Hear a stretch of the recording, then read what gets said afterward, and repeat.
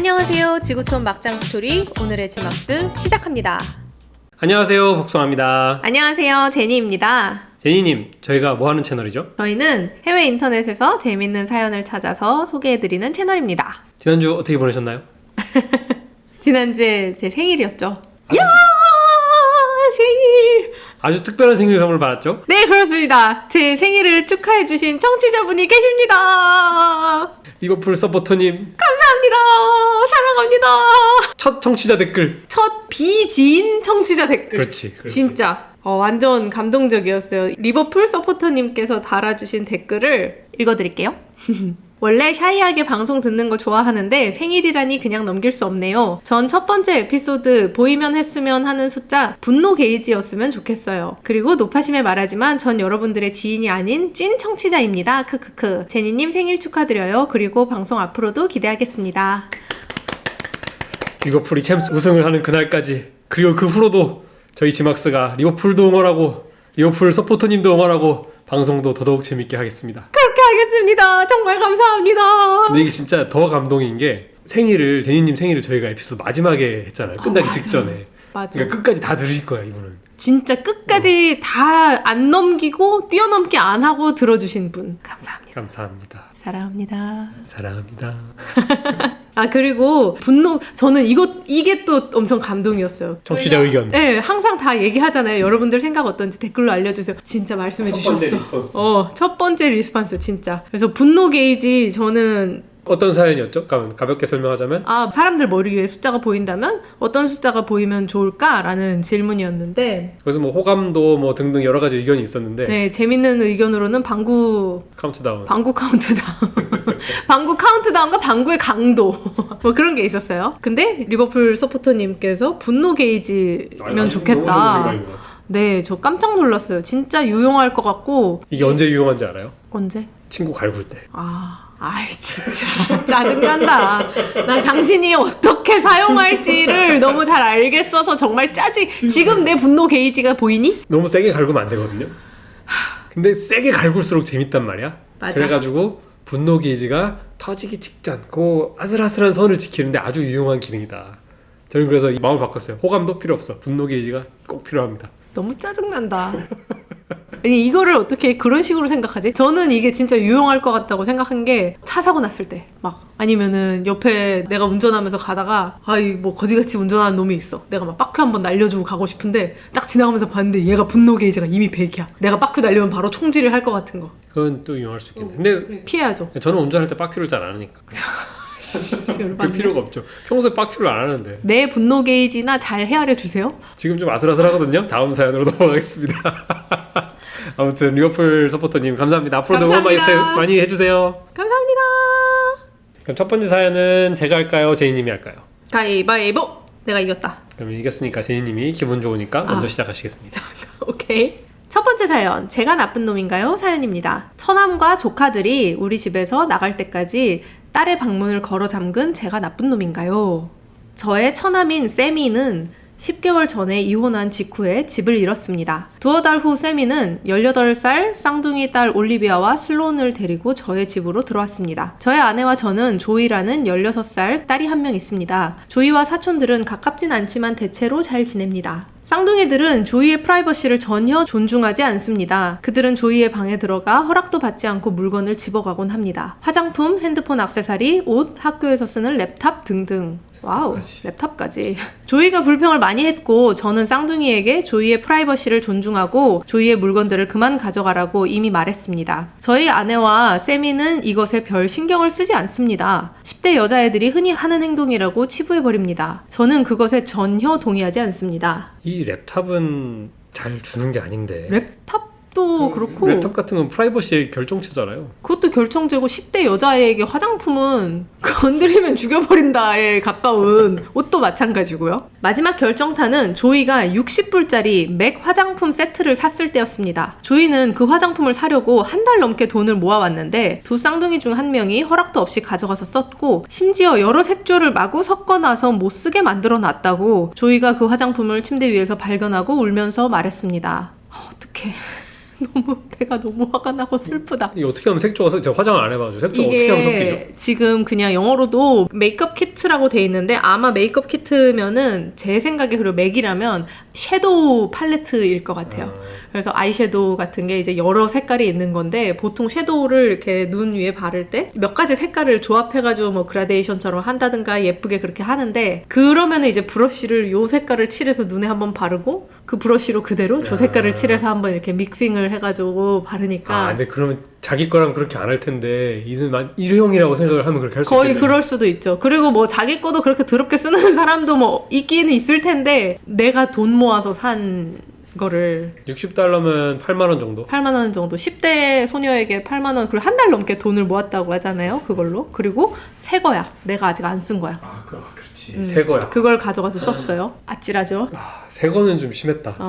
이 일이 있은 후 조이는 귀중품들을 집에 두지 않기 시작했고 아내는 쌍둥이들에게 사과하라고 하겠다 했지만 저는 조이에게 자물쇠를 사주었습니다. 그럼 학교 사물함 같은 데 두나 보죠?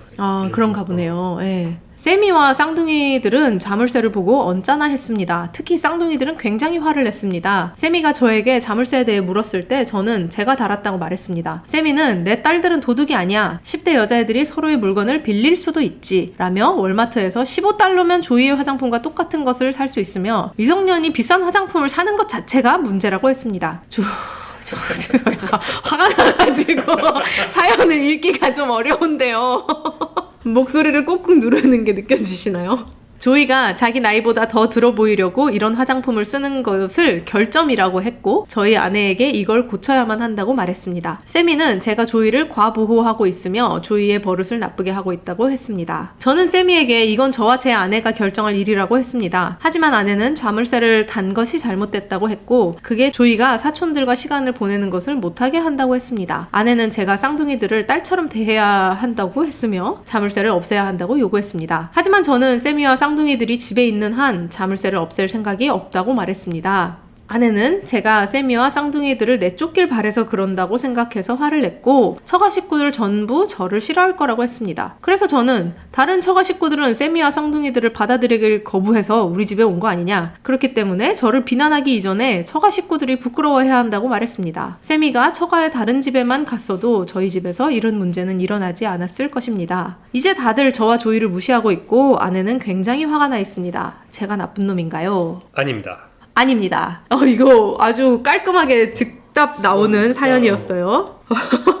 너무 화가 나. 저는 이 아버지를 칭찬하고 싶어요. 저도요. 너무 잘했어. 이게 저는 이 사연이 개인적으로 울림이 있었던 게 제가 고등학교를 기숙사 학교를 나왔잖아요. 네. 그러니까 기숙사 학교가 뭐 여러 가지 장단점이 있지만 그 중에 이제 제가 느낀 가장 큰 단점은 이제 아직 집을 떠날 준비가 안 된 미성년이 집 밖에서 부모님의 보호를 받지 못한다는 점이거든요. 네. 저도 기숙사 생활을 하면서 친구들과 문제가 있었던 적이 있었을 거잖아요. 친구들과 문제가 있고 고등학교 기숙사는 워낙 이제 작은 방에 여러 명이 살고 이러니까 부딪힐 일도 많고 트러블도 있고 했었는데 그럴 때 의지할 사람이 없다는 게 굉장히 힘들었어요. 저는 개인적으로. 물론 친구들이 의지가 되지만 친구는 사실 친구일 뿐이지 제 보호자가 아니잖아요. 그렇죠. 담임 선생님도 있지만 제가 뭐 제 반에 한 명일 뿐이고 담임 선생님에게는 담임 선생님 물론 좋은 분이셨지만 그래서 이게 보호받지 못한다는 느낌이 저한테 되게 크게 다가왔고 네. 성인이 된 후에도 저의 인격 형성에 악영향을 많이 끼쳤다고 생각을 해요. 네. 그렇기 때문에 이렇게 확실하게 부모님이 자기 편을 들어주는 이런 경험은 앞으로도 이 딸 조이에게 아주 값진 경험이 될 것이다. 저는 그렇게 생각합니다. 그러게요. 저는 그런 방향으로는 생각을 안 해봤는데 울림이 있네요. 정말. 학교에서는 정말 담임 선생님은 사실 내 사생활을 케어해주는 분은 아니니까. 그리고 만약 이런 갈등 상황이 생겼으면 이제 선생님의 역할은 중재자죠. 그렇죠. 복숭아님의 편을 들어주는 분이 아니라. 저는 여기서 좀 놀랐던 게 이 엄마가 왜 이럴까? 이 엄마는 자기 뭐 오빠인지 동생인지 모르지만 자기 형제에 대한 연민 때문에 더 그렇지 않을까요? 불쌍해서. 이혼하고 집도 없어서 나앉았는데 그래서 자기 딸처럼 대해야 된다고 말하잖아요. 네. 그런 걸로 봐서는 좀 더 그런 것 때문에 그런 게 아닌가. 그럴 수 있겠네요. 근데 그러면은 뭐 하긴 동생이든 오빠든 간에 그러게 이혼하고 뭐 집도 절도 없이 떠돌아다니게 생긴 거를 받아줬다고 해야 되나? 근데 어머니가 이 생각을 고치셔야 되는 게 딸 같은 사람은 있을 수 있어도 그 사람은 딸은 안 돼요. 이거 많이 듣는 얘기 이게 어디서 뭐- 많이 듣던 얘기 아닌가요? 딸 같은 며느리. 딸 같은 며느리가 아무리 그래도 딸은 안 되고 아, 딸이 아니죠. 네, 딸이 아니죠. 그럼. 딸처럼 대한다는 거는 진짜 딸이 아니라는 뜻이니까 이런 상황에서는 어머니도 딸을 보호를 해줘야지. 그리고 이런 상황에서 진짜 딸이었으면 진짜 딸이야. 그래서 두 자매가 이 난리를 치면서 싸웠어 봐. 그러면 오히려 정말 혼냈을걸요? 너는 왜 얘 물건 마음대로 가져가서 그렇게 하냐? 그렇네요. 자물쇠를 달아라라고는 안 하겠죠. 딸 둘 간에 일어난 일이면. 근데 다시는 이런 일이 없도록 정말 따끔하게 혼을 냈겠죠. 그리고 이게 지금 화장품 하나의 일이 아니라 이런 일이 계속 반복돼 왔던 거니까 적어도 몇 번, 두 번, 세 번 예를 들어 자매들끼리를 생각해보면 두 번, 세 번 일어났다면 더 확실하게 혼을 내거나 그러지 않았을까. 아니면 적어도 혼내지 않고 야 이거 니네 둘이 알아서 해결해라 라고 하더라도 이렇게 지금 남편과 이제 딸한테 너무 심했다라고 하지는 않겠죠. 근데 참 자매들은 이건 뭐 친자매 사이는 아니지만 여기는 그 친척들이지만 저도 자매가 없어서 경험해보진 못했는데 자매인 친구들 얘기를 들어보면 그들의 10대는 진짜 전쟁터예요. 이 남매와는 남매와 형제와는 또 다른 다이나믹의 전쟁이에요. 제 자매인 제 친구는 옷장에다가 서로 옷장에 테이프를 발라놨었대요. 그러니까 내가 못 열게? 못 열게. 내가 근데 테이프를 다음날 뜯으면 되잖아.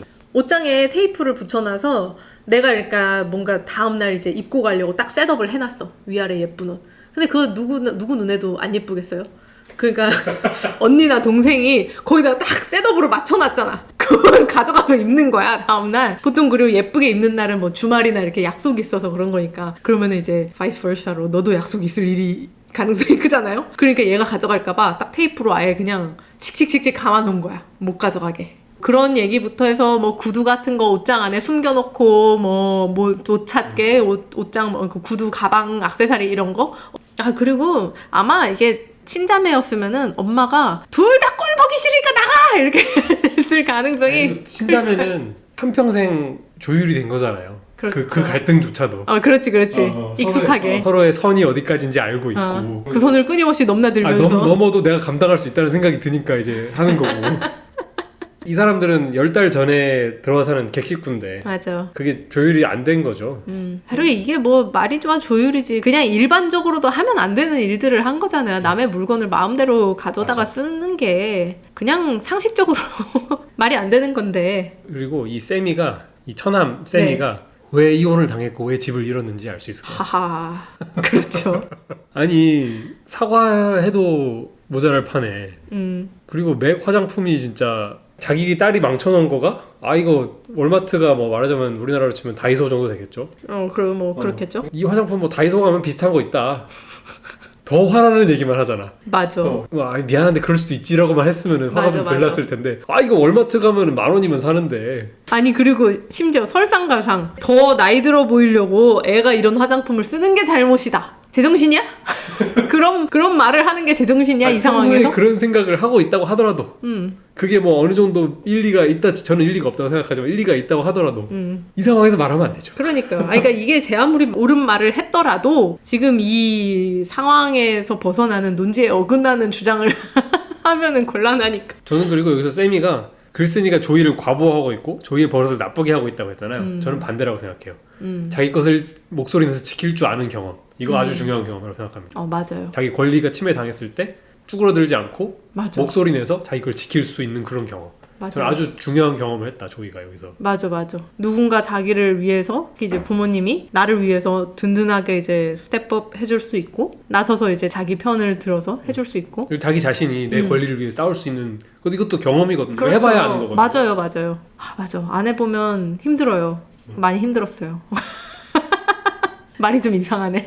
제가 옛날에 어쿠스틱 라이프라는 웹툰에서 본 건데 제가 되게 좋아하는 웹툰인데 자기 딸이랑 지하철에서 이제 가고 있는데 취객이 자기 딸한테 되게 못된 소리를 뭔지 정확히 기억이 안 나는데 네. 딸한테 못된 소리를 해가지고 근데 그 취객한테 왜 자기가 화를 내지 못했나를 되게 후회하는 그런 맞아. 에피소드가 있었거든요. 그 기억나요. 네, 근데 이렇게 자기 것을 지키기 위해서 내 사람 내 물건을 지키기 위해서 싸울 수 있는 게 이것도 경험이고 맞아. 해봐야 아는 거다. 되게 중요한 경험이다. 아무튼 저는 그렇게 생각합니다.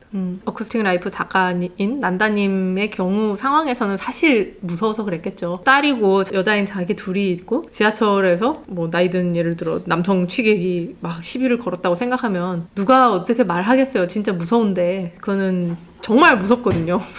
그럼에도 불구하고 내가 두려움을 뭐 물론 이제 어느 정도 선이 있겠지만 진짜로 위기 상황인지 아니면은 그냥 내가 조금 두려움을 이겨낼 수 있는 상황인 건지 물론 그 선조차 알 수 없겠죠. 직접 직면했을 때는 나중에 돌이켜 봤을 때 그때 그랬을 걸 그럴 수 있었을 텐데 이렇게 생각하는 거겠지만 그럼에도 불구하고 내가 용기 내 가지고 내 거를 지키기 위해서 나설 수 있다는 게 진짜 경험해봐야 내가 또 할 수 있는 일인 것 같고 혹은 누군가 나를 위해서 그런 걸 해주는 걸 봤을 때 나도 나 자신을 위해서 혹은 또 남을 위해서 그렇게 할 수 있는 용기가 생길 것 같아요. 제가 느끼는 한국과 미국의 되게 큰 문화 차이 중 하나예요. 자기 것을 지키기 위해서 큰 목소리를 내는 거.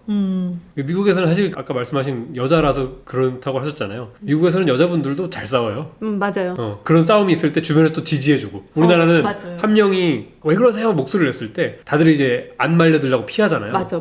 미국에서는 명명백백하게 잘못한 사람이 있을 때 주변에서 다 나서가지고 너 이 사람한테 왜 그러냐. 맞아. 그래주기 때문에 또 오히려 그렇게 여성분들도 크게 자기 주장을 하실 수 있는 걸 거고. 맞아요. 미국은 이제 싸울 준비가 돼 있는 사람들이 많아요. 그게 좋은 점도 있고 안 좋은 점도 있는데.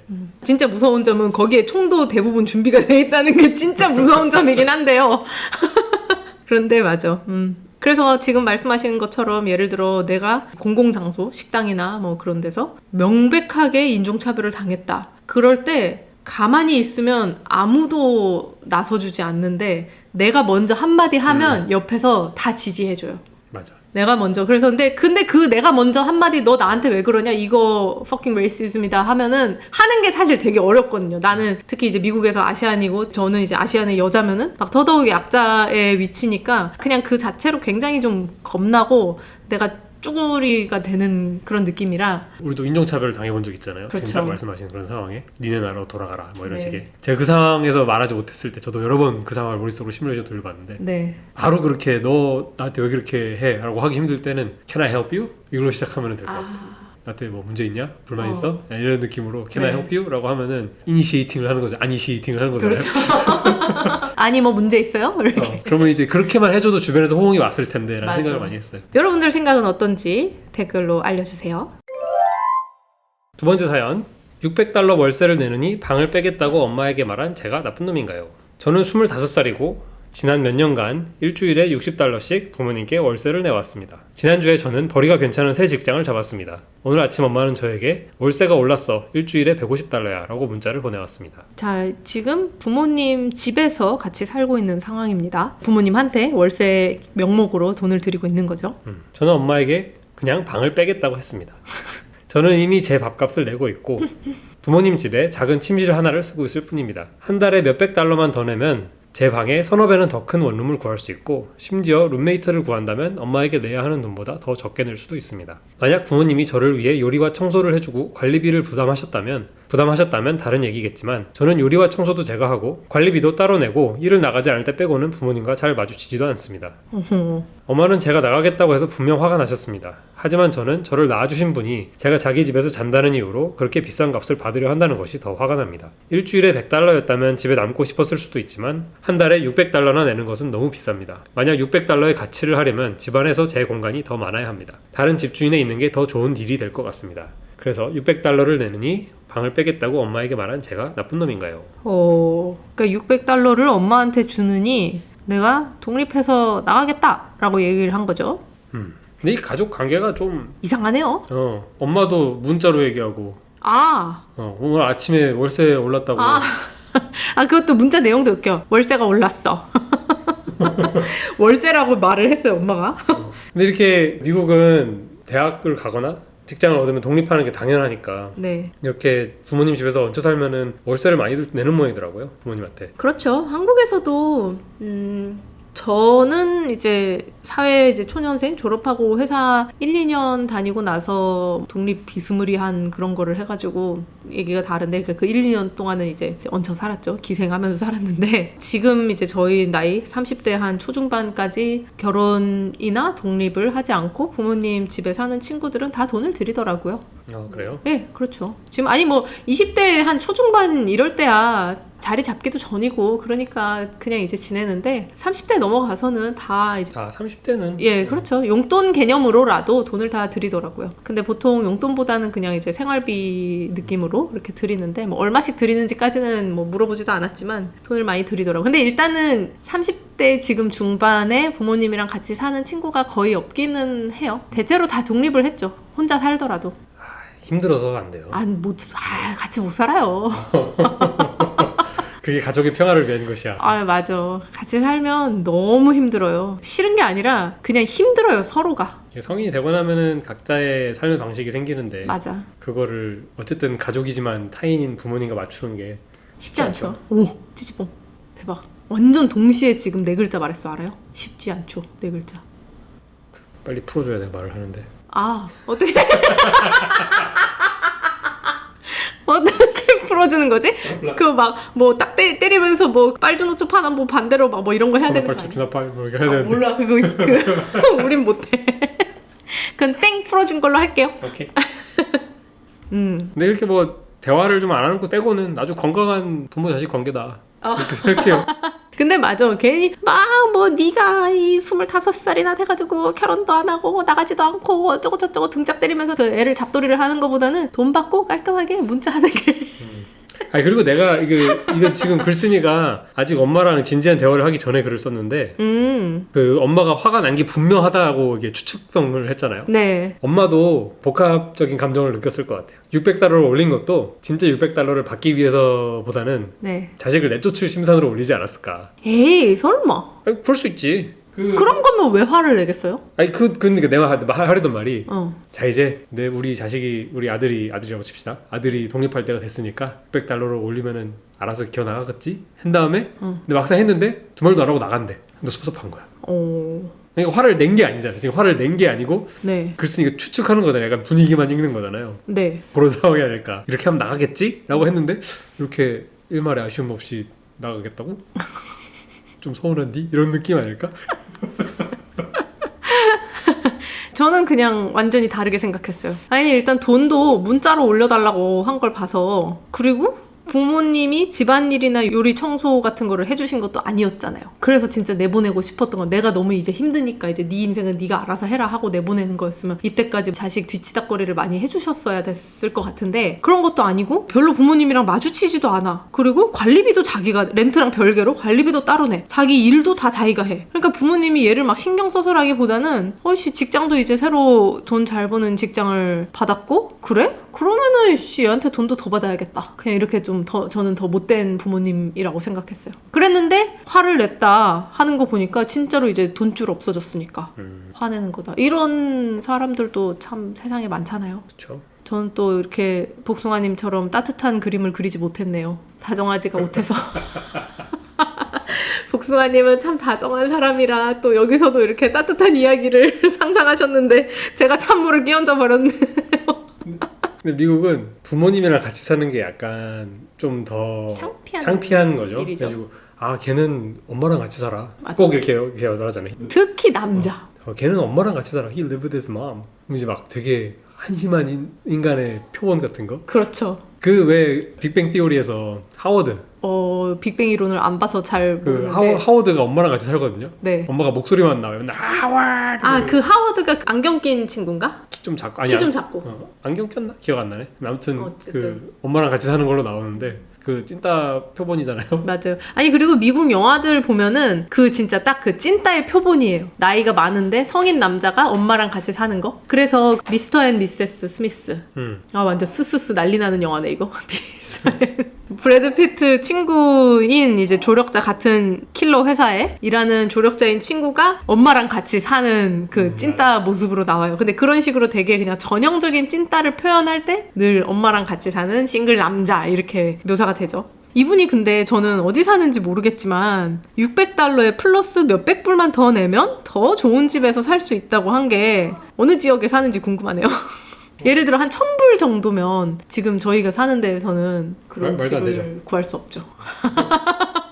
월세 1000불이면 한 130만 원 정도인데 미국은 이제 보증금이라는 개념이 한국이랑 좀 달라서 보증금이 없는 건 아닌데 그게 개념이 한국이랑 달라서 보증금이 거의 없다시피 한 대신에 월세가 좀 비싸죠. 보증금이 보통 한 달치 월세. 한 달 혹은 두 달치 월세 그렇게 받더라고요.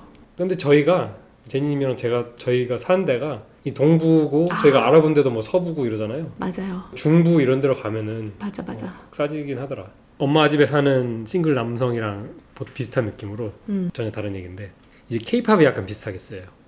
케이팝을 듣는 뭐 젊은 여자 이러면은 좀 약간 반항적이고 반골 기질이 있고 뭐 이런 느낌으로 쓰이더라고요. 제가 옛날에 읽은 무슨 소설에서 아 그녀는 케이팝을 잘 듣는다는 그거 하나로 모든 게 설명되듯이 뭐 그렇게 표현을 하더라고요. 오호. 요새도 그런가요? 언제 소설이에요? 제가 그걸 읽은 게 한 2년 정도 전이니까 그때만 해도 그랬어요. 아니 뭐 케이팝의 위상이 진짜 한 해 한 해 달라져가지고 강남 스타일 할 때 케이팝이랑 지금 케이팝은 뭐 완전히 다르고 아예 다르지. 네. 강남 스타일은 그냥 뚱뚱한 동양인 남자가 웃긴 짓 하니까 뜬 거 거고. 하니까 맞아. 싸이님을 비하하는 게 아니라 그냥 이제 미국에서의 포지션이 그랬다는 겁니다. 오해하지 말아주세요. 맞아. 그때는 사실 싸이의 강남 스타일이었지 케이팝이 아니었죠. 문화라는 게.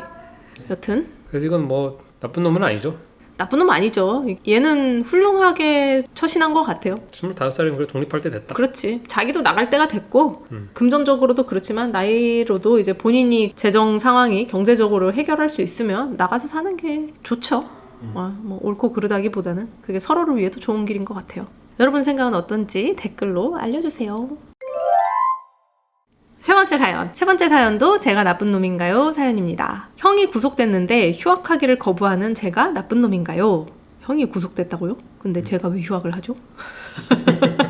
저는 대학에서 법을 공부하고 있고 대학이 다른 도시에 있기 때문에 부모님과 살고 있지 않습니다. 형은 부모님과 같은 도시에 살고 있습니다. 그런데 제 형이 구속됐습니다. 형은 자신이 협박의 피해자라고 합니다. 형은 온라인에서 만난 사람과 메시지를 주고받고 있었습니다. 형의 말에 따르면 서로의 사진을 주고받았다고 합니다. 그 후에 상대방의 아버지로부터 자신의 딸이 미성년이기 때문에 경찰에 신고하겠다는 메시지를 받았다고 합니다. 형은 그 후로 답장을 하지 않고 번호를 차단했다고 했습니다. 하지만 경찰은 형을 구속했습니다.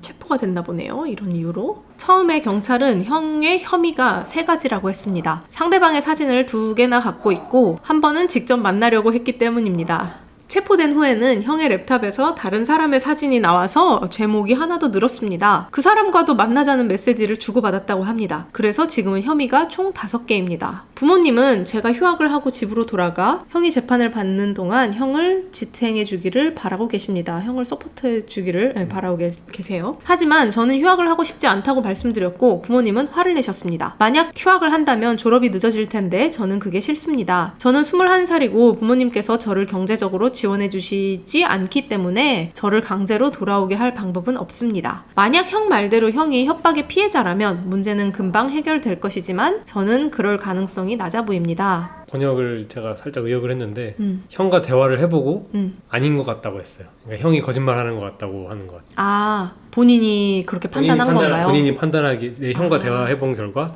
내가 판단하기에 형이 거짓말을 하고 있는 것 같다. 오케이. 부모님은 우리 가족이 똘똘 뭉쳐야 한다고 말씀하십니다. 특히 상대방의 아버지가 강하게 주장하고 있기 때문에 더더욱 그렇다고 합니다. 다른 지방에 살고 있는 저의 다른 형제들과 가족들은 전부 집으로 온다고 하고 만약 제가 돌아가지 않는다면 저만 형을 지지해주지 않는 꼴이 된다고 합니다. 전 제가 휴학을 해야 될 이유를 모르겠습니다. 제가 할 수 있는 일이 없고 의미도 없습니다. 게다가 만약 형의 혐의가 사실이라면 저는 형을 절대 지지하지 않을 것입니다. 저는 부모님과 가족으로부터 많은 압박을 받고 있습니다. 형도 집으로 돌아와 달라고 합니다. 하지만 전 의미가 없다고 생각합니다. 제가 나쁜 놈인가요? 오, 이것도 참 희한한 일이네요. 일단 제 생각은 저도 이 사연자에 동의합니다. 왜 돌아가야 하나요? 참 상황이 어렵다. 저도 돌아갈 이유가 없다고 생각하는데 온 가족이 이렇게 오라고 하면은 맞아. 어떻게 버텨요 이거를? 그 압박감. 저는 이것도 놀랐어요. 다른 형제들과 가족들이 전부 집으로 온대. 근데 그것도 엄마에 의하면이니까 아닐 수도 있어.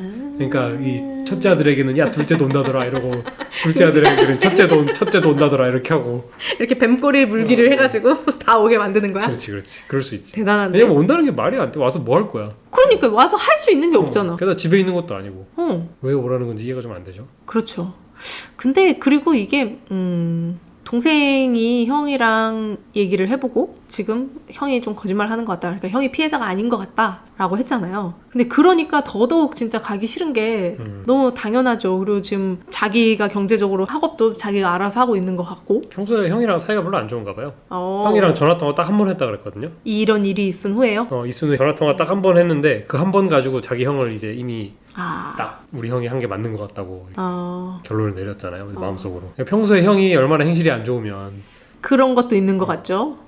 그리고 이제 또 제가 소설을 써보자면 좋아, 좋아. 이 친구는 대학에 가서 알아서 잘 살고 있잖아요. 네. 알아서 잘 살고 있는데 형은 부모님이랑 같은 동네에 살아. 그리고 부모님 뭐 무슨 일 있자마자 형을 이렇게 감싸고 돌아. 이런 일이 여러 번 있지 않았을까. 부모님은 우리 집안에 골칫거리인 형을 포기 못하고 형한테 절절 매는 그런 부모님이고 동생은 그런 집안이 지긋지긋해가지고 다른 도시로 이제 대학을 떠나버린 거죠. 같은 동네에서 있을 수 있었는데 다른 동네로 가버린 거야. 옵션이 하나 추가돼서 여기 있을 수도 있었지만 떠났어. 그렇지. 그 꼴이 보기 싫어서. 그럴 수도 있죠.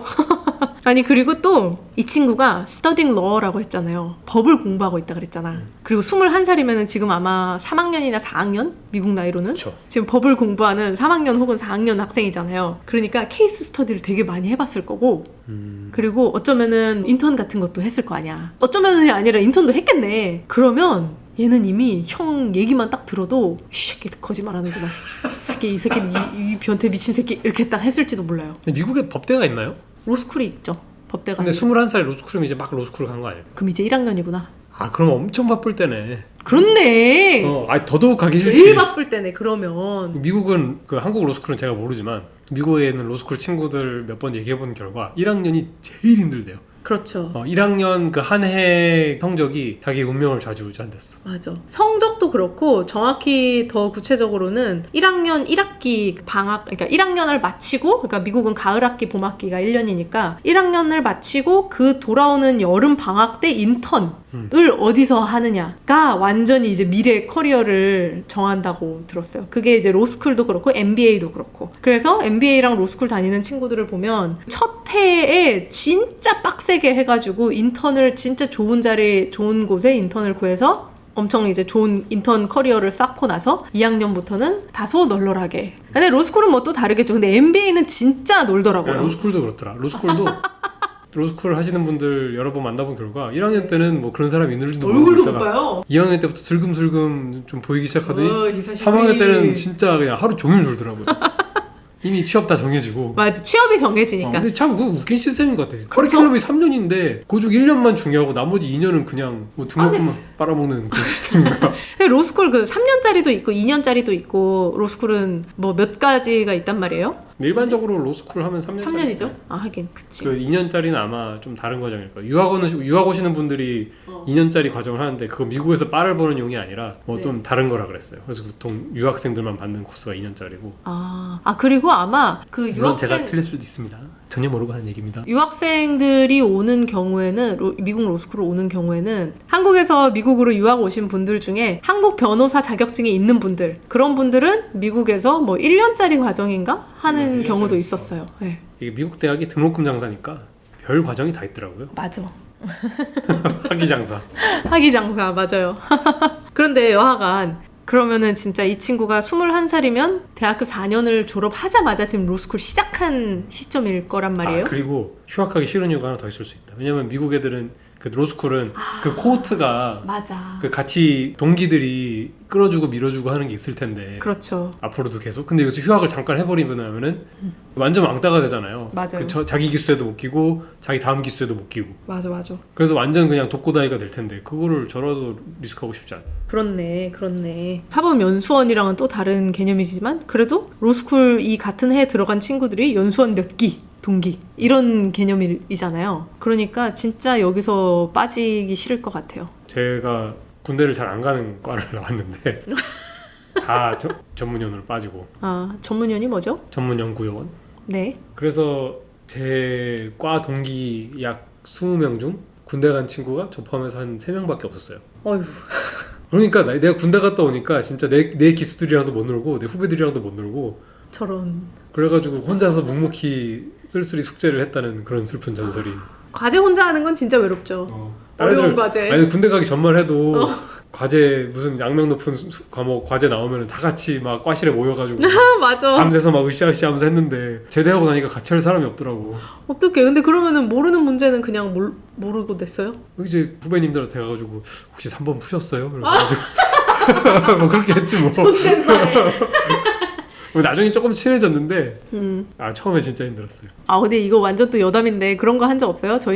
저도 공과대학을 나왔거든요. 그래서 공학 수학이 진짜 어렵고 악명이 높았어요. 그래서 과제 날 이제 과제함이 우편함처럼 딱 넣을 수 있는 작은 슬립만 있고 잠겨 있단 말이에요. 그래가지고 젓가락에 껌 붙여가지고 진짜 내가 한 건 아니야. 내가 하진 않았어. 하지만 나의 소중한 친구가 젓가락에 껌 붙여서 집어넣어서 가장 맨 위에 있는 누구 건지 몰라. 근데 가장 맨 위에 있는 누군가의 과제를 이렇게 집어와서 본 적이 있었어요. 참 부끄럽네요. 큰일 날 일이네. 이거 자르면 안 될까? 이거 진짜 잘라야겠다. 으악! 근데 나도 비슷한 경험이 있어. 비슷한 경험이 있나요? 근데 이게 내가 논문이 아니잖아. 논문이 아니고 그냥 참고만 한 거지. 맞아, 참고만 했어요. 그리고 몇 문제는 내가 풀었고 정말 어려운 문제 하나와 베꼈어요. 갑자기 고해성사. 나도 교수님이 관무람 열어가지고 그럼 나는 별로 열기 어렵지도 않았어. 열어가지고 요래요래 해가지고 하나 뽑아가지고 이렇게 푸는 거였어. 대놓고 옆에 놓고 베끼면은 걸리니까 이런 거였어. 그래서 다시 넣어놓고 생각만 하면서 집으로 오지 않고 옆에 과실로 가가지고 거기서 이제 생각나는데 적으면 또 풀이가 그대로 안 적히잖아요. 그렇죠. 그렇게 해서 냈죠. 다 그런 거예요. 다 그런 거죠. 솔직히 다 이런 경험 있겠죠. 우리 그냥 과제 중에 한 문제 정도는 뭐 서로 이제 도움 받고. 도움 준 이는 도움 준 줄 모르시겠지만 비슷한 경험으로 이거는 좀 다르지만 네. 한 5명에서 같이 풀다가 네. 한 명이 이렇게 푸는 거구나 해가지고 다들 어떻게 어디 이러고 봐. 그럼 이제 본 다음에 다들 이제 각자 고뇌에 빠지지. 이걸 어떻게 또 다르게 써야 되나? 그래도 다르게 쓸 수 있는 브레인이 진짜 대단한 거죠. 근데 왜냐하면 다르게 못 쓴 경우도 있었죠. 쓰기 힘들거든요. 왜냐하면 이게 풀기 어려운 문제이기 때문에 서로 베끼려고 하는 건데 그냥 풀기도 어려운 거를 내가 다른 풀이를 만들어서 쓴다? 거의 불가능에 가깝죠. 저희 아직도 잊을 수 없는 기억은 그 공학 수학 과제 중에 한 문제가 뭐 말도 안 되게 어려운 게 있었어요. 진짜 이거는 친구들이랑 서로 스터디하고 물어봐도 내 친구들도 푼 애가 한 명도 없었어. 우리 과 진짜 다 공부 잘하는 친구들도 푼 애가 한 명도 없어서 그 공학수학은 이제 공대 기초 과목이니까 여러 과 친구들이 듣잖아요. 그때 막 제가 그때 제 재수학원 친구였나? 막 누군가 이렇게 건너 친구 거를 물어봐가지고 걔 이제 풀이를 봤어요. 그래가지고 야야야 이렇게 푸는 거야 해가지고 모두가 다 그걸 보고 다 똑같이 쓴 거야. 똑같이 써가지고 제출을 한 거야. 그러니까 나중에 빨간 채점 조교님이 빨간 펜으로 이거 원본이 누굽니까? 정말 잘 푸셨어요. 이렇게 적어줬어요. 그래가지고 막 너무 창피하고 부끄러우면서도 그 친구 원본 풀었던 친구 진짜 대단하다 이런 생각을 했던 기억이 있었죠. 요즘 컴퓨터 공학과는 제가 들은 얘기인데 네. 과제로 코드를 내잖아요. 네. 그럼 그 코드가 얼마나 유사한지 그 개통도를 그려주는 채점용 소프트웨어가 있대요. 와우. 그거 기준으로 뭐 유사도가 몇 % 이상이면은 베낀 걸로 간주하고 뭐 그 빵점 처리하고 뭐 그런 소프트웨어가 있는데 근데 그걸 돌려보면은 건너 들은 얘기인데 그 과에 이제 친구 관계가 다 보인대요. 요 클러스터가 있고 조 클러스터가 있고 아이고 얘는 친구가 없구나 이런 거 하나씩 있고. 어떡해. 그 친구가 없는 것도 너무 그 마음이 너무 느껴진다. 고군분투하면서 그렇지. 혼자 진짜 어떻게든 최선을 다해서 했을 거 아니야. 아무튼 그렇습니다. 별 얘기를 다 했네. 그러게 별 얘기를 다 했네. 좀 창피한 얘기도 많이 했네요. 아무튼 휴학할 필요는 없지만 그 후환이 좀 두렵긴 하다. 그 가족들이랑 막 아까 말한 것처럼 엄마의 그런 계략이 아니고 자기 말고 다른 형제들은 다 왔어. 근데 자기만 안 갔으면은 두고두고 가족들한테 얼마나 비난받을까요? 그러게요. 근데 만약에 이 형이 동생한테 내가 피해자야 이렇게 말한 게 거짓이고 정말로 형이 미성년자와 조건 만남 같은 거를 하려고 막 사진을 주고 받았다? 나 같으면 손절하지. 근데 이제 그 형제 입장에서는 그게 되는데 부모님은 또 손절을 못 하잖아요. 근데 그럼 또 네가 형한테 어떻게 그럴 수가 있어? 근데 그러게요. 맞아. 그런 일이 너무 많죠. 그런 일이 많은데 힘들다. 그거 진짜. 나는 부모님이랑까지 의절을 하고 싶은 건 아닌데 부모님이 이제 이거 연예인 케이스 같네요. 이렇게 설명하니까 그렇네. 연예인 누구님 얘기 같네요. 안타까운 일이지. 형이 빚을 져가지고. 형이 빚을 져? 형이 등쳐먹은 건데? 나는 그 앞집날이 만화 생각하고 있었어. 뭐야. 나는 실제 인물을 생각하고 있었습니다. 가족 중 한 명이 문제가 있어서 맞아. 가족이 딸려 들어가는. 그 여담으로 앞집날이 그 만화에서는 굉장히 깔끔하게 그래도 해결이 됐죠. 남자 주인공이 엄마한테 잘 얘기했잖아요. 근데 그건 이제 거기서 만화가 끝났으니까 그렇고. 그렇지. 현실은 그렇게 아름답게 끝나지 않겠지. 뒷얘기가 계속 나오면 또 엄마가 또 어떻게 해가지고 형 돈 마련해 줬다가 아이고. 형이 맞아. 또 말아먹고. 맞아. 만화에서는 동생이 전 이제 형한테 돈 못 줍니다. 그리고 거기서 이제 완결 끝 이러고 났으니까 아름답게 끝났지만 그럼 또 엄마가 고생하는 거 보고 또 주인공이 가가지고 맞아. 일하고 그러면 또 엄마는 또 형한테 빨려 들어가고 맞아요.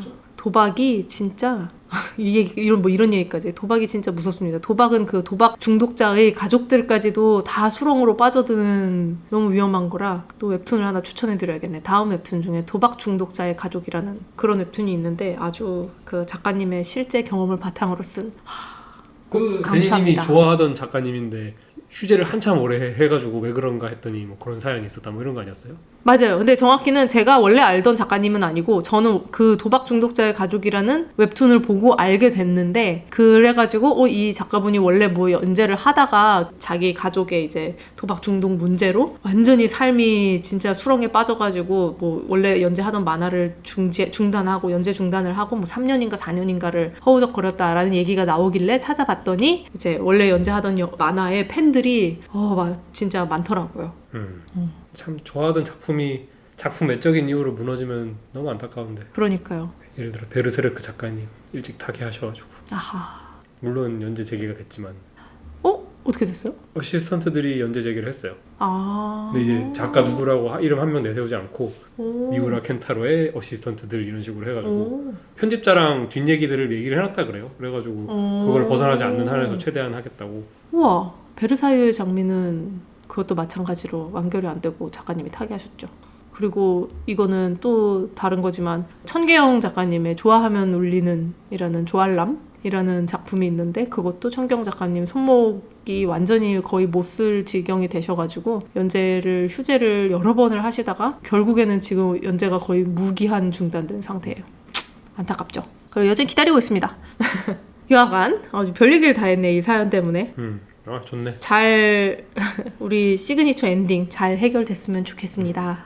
여러분들 휴학하지 않았으면 좋겠습니다. 맞아요. 휴학하지 않았으면 좋겠어요. 오히려 그냥 자기 직업을 열심히 찾아서 돈 많이 벌어서 형한테 나중에 맛있는 거 사주는 게 맞아. 더 가족을 위한 일이 아닐까. 당장 가족한테 욕을 먹더라도 지금 심지를 가지고 자기 갈 길을 가는 것을 추천합니다. 그렇습니다. 동의합니다. 여러분들 생각은 어떤지 댓글로 알려주세요.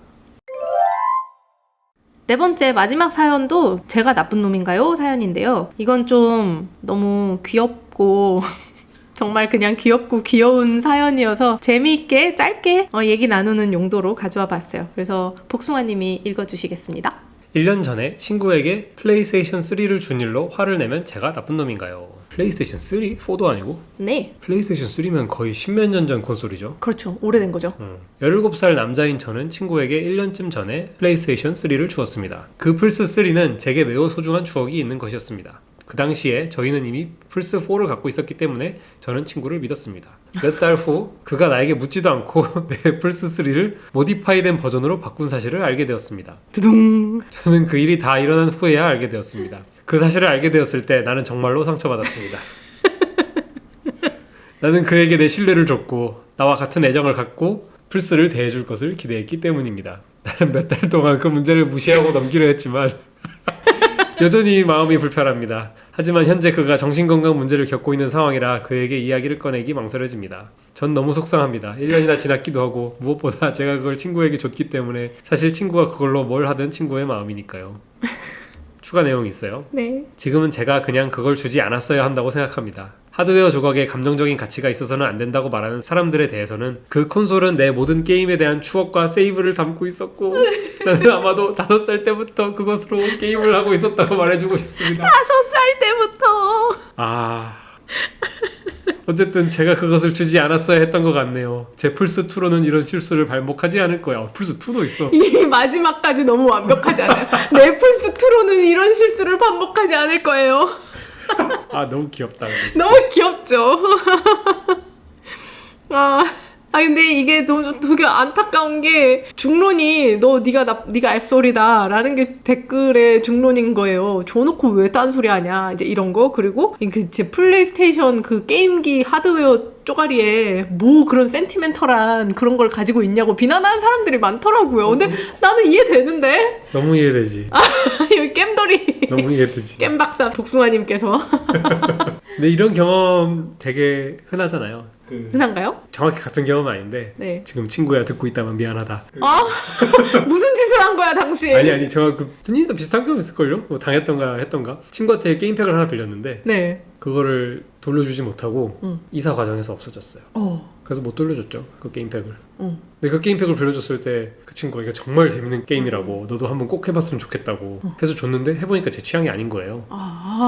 그래가지고 처음에 한 몇 시간 하고 뭐야 재미없잖아 이러고 그냥 서랍에 넣어놨거든요. 헐. 그리고 시간이 흘러 그 친구가 이제 혹시 시간의 오카리나 돌려줄 수 있어? 라고 했을 때 제가 맞아 그런 게 있었지? 하고 서랍을 열심히 뒤졌는데 찾지 못했다고 합니다. 그래서 어떻게 보상했어요? 그럼 미안하다고 했죠. 다시 안 사줬어요? 또 쿨하게 넘어가더라고요. 그 친구도 그러면 이제 마음이 텄나 보네. 그 제니님도 알고 있는 친구예요. 누구예요? 무엇이라고? 아니 최근 친구잖아요. 난 무슨 되게 어릴 때 얘기하는 줄 알았네. 혹시 듣고 있다면 제가 대신 사과할게요. 실명 거론 죄송합니다. 이거는 삐 처리해야지. 오케이. 너무 웃기네. 진짜. 근데 이 플스3의 모디파이 버전이 뭔가요? 정확히는 모르겠는데 원문 그냥 modded 버전. modded 버전이 아마 그런 걸 거예요. 이런 좀 된 게임기들은 그 게임팩을 새로 구하기 어렵잖아요. 그쵸. 신품이 나오지 않으니까. 심지어 옛날에 있던 게임들도 신품을 안 만드니까. 네. 그래가지고 이제 불법 다운로드를 받아가지고 네. 그걸 뭐 CD에 구워서 넣는데 그걸 하려면 하드웨어 자체를 좀 개조를 해야 돼요. 하드웨어 자체에 걸려있는 무슨 락을 없애고 막 해야 돼가지고 저도 정확히는 모르지만 이제 하드웨어 자체를 개조를 해가지고 편법적인 방법으로 구운 게임 CD가 들어갈 수 있게끔 하는 거를 아마 모디드 버전이라고 하는 걸 거예요. 그렇군요. 근데 이제 물론 이제 현역 게임기에 그런 거를 할 때도 있었지만 아마 플스3 정도 되면은 새로운 플스3 게임을 하고 싶은데 실물로는 구하기가 이제 거의 힘들고 왜냐면 그럼 또 이베이에서 찾아야 되고 이베이에 찾으면 또 비싸고 소장품 가격이 붙어가지고 그렇죠. 게임 실제 가치보다 훨씬 비싸게 팔고 이러니까 아마 인터넷으로 다운받는 건 상대적으로 쉽고 그래가지고 아마 이렇게 불법적인 방법으로 다운을 받고 그걸로 돌릴 수 있게끔 개조를 한 버전이 아닐까. 그런 게 또 있군요. 그래서 이 모디드 버전으로 바꾼 거는 물론 이제 불법적인 일이지만 흔히 있는 일인데 그리고 내가 물건에 갖고 있는 이 감정적인 가치를 다른 사람도 똑같이 느껴주길 바라는 건 무리죠. 무리죠, 당연히. 당연히 무리지. 내가 이 어렸을 때부터 한 이 게임기 너도 소중히 다뤄주길 바래. 그러니까 그 마음이 너무 귀엽고 예쁘지 않아요? 하지만 현실은 딴 사람한테는 그냥 중국 게임기지 뭐. 맞아. 근데 저는 이거 보면서 저는 이 사연 고른 이유가 또 제가 복숭아님한테 플스 사드렸잖아요. 맞아요. 기억나요? 네. 감사합니다. 세상에 이런 와이프가 어딨어. 제가 이제 프로포즈 받고 그 당시 유행하던 이제 답 프로포즈라는 거를 하겠다고 이제 플스를 사가지고 플스 플러스 알파로 막 온갖 잡다한 것들을 여러 가지를 사가지고 줬는데 그때 플스 4를 사드렸죠. 네. 플스 4를 사서 그때 드리고 한참 너무 행복하게 잘 쓰다가 그거를 플스 5를 업그레이드 하면서 팔았잖아요. 팔았죠. 네. 근데 저는 그때 이제 판 거에 대해서 당연히 어떤 그런 것도 없는데 왜냐면 근데 제가 허락받고 팔았어요. 맞아요. 그러니까 복숭아님이 저한테 먼저 이렇게 조심스럽게 플스 5 근데 그 전부터 이제 플스 5를 사고 싶다는 얘기를 꾸준히 틈틈이 치밀하게 어필을 해왔고 은근하게 침투하면서 이렇게 이렇게 어필을 해왔고, 그리고 저도 알고 있고 뭐 얼마나 게임 좋아하는지, 그리고 얼마나 더 새 거를 사고 싶어 하는지 알고 있었고, 그래서 플스5를 사면서 4를 이제 그러면 그냥 중고로 팔았죠? 그쵸? 중고로 팔았죠. 중고로 팔겠다고 이제 먼저 저한테 그 허락을 구했어요. 그래서 제가 그거 허락 받고 말고 할 게 어딨냐, 당연히 되지 라고 얘기하고 이제 했잖아요. 근데 물론 이제 허락 받고 말고 할 일은 아니라고 생각은 하는데, 하지만 물어봐줘서 너무 고마웠어. 만약 안 물어보고 그냥 나가서 팔고 내가 어느 날 플스4가 없어진 거를 알아차리고 근데 이건 어디 갔어? 그래서 자기가 만약에 되게 시큰둥하게 대수롭지 않게 저를 쳐다보면서 그거 팔았지? 했으면 나는 사연 썼지, 레딧에. 레딧에 Am I the a-hole for being mad at my husband? 이렇게 썼지. 근데 그거는 다르지. 왜냐면 친구가 그냥 준 게 아니라 그거는 자기 다 프로포즈라는 의미가 있는 선물이었으니까. 그런가요? 그때 준 칼도 아주 잘 쓰고 있다고요. 그 칼 맞아. 그때 이제 칼 하니까 좀 무서운데 식칼, 요리용 칼을 선물해줬는데 그것도 아주 잘 쓰고 있습니다. 그때 준 옷도 아직 잘 입고 있죠. 네. 근데 여튼 그래서 이 친구가 사연자한테 나 이거 모디파이드 버전으로 바꾸려고 한다, 그냥 이렇게 통보라도 미리 해줬으면 그럼 오케이 했을 거야 아마. 그러면은 약간 꺼려지지만 속은 상해도 얘도 알잖아요. 내가 이미 준 거니까 맞아. 어떻게 할 수 없다는 건 알잖아. 그러니까 속은 상하지만 그래 알았어 얘기하고, 그러면 이제 마음의 상처가 좀 덜했을 텐데, 이거를 그냥 이제 이미 진행이 끝나버린 일을 뒤늦게 알았잖아요. 그러니까 내가 작별 인사를 할 기회도 없었잖아. 미리 왜 미리 얘기해줬으면 그러면은 그거 중고로 이제 보내기 전에 내가 마지막으로 한번 쓰다듬게 해줘. Can you just let me say goodbye to all my memories and everything 하면서 이제 가가지고 이제 플스에다 손을 탁 얹고 이제 잘 가 나의 유년 시절 하면서 이렇게 보내줬을 거 아니야.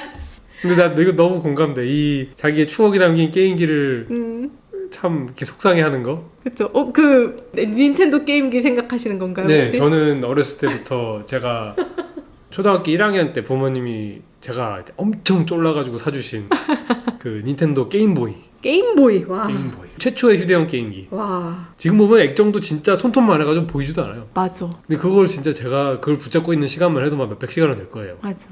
그걸로 포켓몬도 하고 마리오도 하고 별거 다 했거든요. 나중에 게임보이 칼라 나오고 어쩌고도 저는 끝까지 그 흑백 게임보이를 했어요. 그 벽돌 같은 걸로. 그러다가 이제 어느 날 그걸 화장실에 형이 들고 똥 싸러 들어갔다가 잠깐만. 그거를 화장실에 그냥 두고 나온 거예요. 네. 그냥 두고 나왔는데 어머니가 그걸 모르고 이제 화장실에 물 청소를 해버렸죠.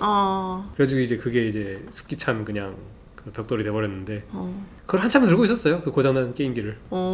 작별 인사하는데 좀 시간이 걸리더라고요. 그래서 이제 거봐. 한참 들고 있다가 이제 어느 날 정리하다가 그래 이젠 보내주자, 마음의 정리가 그때 된 거죠. 이제 보내주자 이렇게 돼가지고 그때서야 쓰레기통에 버릴 수 있었어요. 그게 한 얼마나 지난 시점이었어요? 몇 년 됐나?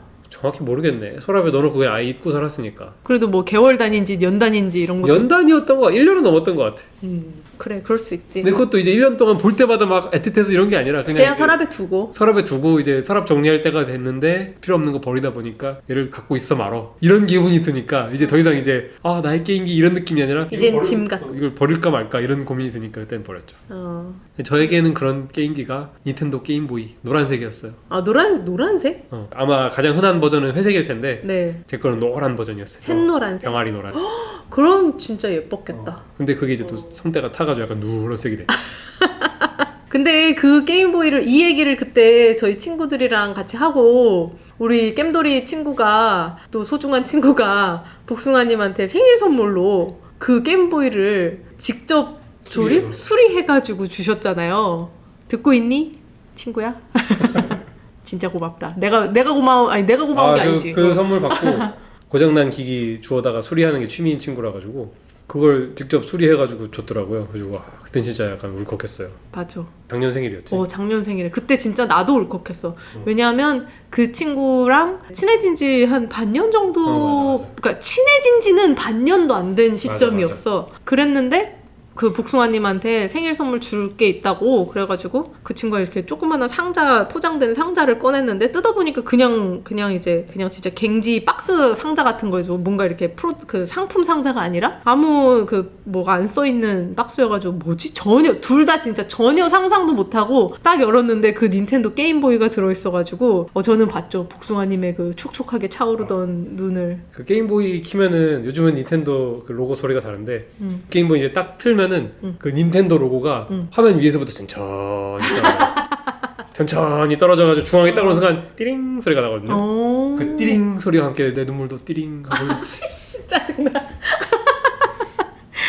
여튼 그때 진짜 감동이었어요. 그 친구가 그래서 그 기계를, 그 고장난 기계랑 뭐랑을 저는 잘 몰라가지고 듣고도 잊어버렸지만 뭐 어쨌든 필요한 부품들을 이베이로 사가지고 직접 조립해가지고 줬어요. 진짜 감동이었어. 또 그걸로 게임을 하려고 또 해보니까 또 이제는 27인치 모니터가 익숙해진 눈에 55인치 TV에서 게임하는 마당에 이 2인치짜리 액정에서 게임을 하니까 못하겠더라고요. 근데 지금 그냥 추억의 가치로 책상 서랍에 잘 모셔놨습니다. 잘 모셔두고 있죠. 나중에 그래도 그때 그 받고 나서 저도 한번 피카츄도 한번 해보고 딴 것도 뭐 해봤는데 마리오 컵이 컵이 맞아. 컵이 컵이 이렇게 뻥 하고 뻥 하는 거. 별의 컵이 완전 오리지널이에요. 지금 컵이는 먹고 삼키면은 변신하잖아요. 네. 그때 컵이는 변신도 안 해요. 그냥 삼키면 없어져. 커지는 것도 아닌가? 커지긴 커지는데 이제 그냥 삼키면 뱉고 그 끝이었어. 눌러서 변신하는 거는 그 뒷버전에 나온 거야. 아주 최초의 컵이었지. 그렇군요. 그 컵이도 제가 이제 눈 감고 할 정도로 엄청 많이 했었는데. 겜돌이. 여튼 그래서 이 겜돌이와 할 얘기가 많을 것 같아서 이런 사연을 가져와 봤어요. 네, 아주 공감이 되네. 이런 친구 참 나쁜 놈은 아니죠. 이런 마음을 난 이해할 수 있어. 여러분들도 친구에게 뭘 빌려줬다가 못 돌려받은 경험 있으시면 댓글로 남겨주세요. 알려주세요. 오늘 준비한 사연은 여기까지입니다. 재밌게 들으셨나요? 재밌게 들으셨다면 구독, 좋아요, 알림 설정 부탁드립니다. 부탁드립니다. 여러분들의 생각과 의견은 댓글로 많이 남겨주세요. 많이 써주세요. 저희 팟캐스트는 팟빵, 네이버 오디오 클립, 애플 팟캐스트, 스포티파이, 그리고 유튜브 채널에서 들으실 수 있습니다. 여러분 그러면 다음 주에 더 재밌는 사연을 가지고 돌아오겠습니다. 다음 주에 만나요. 안녕. 안녕.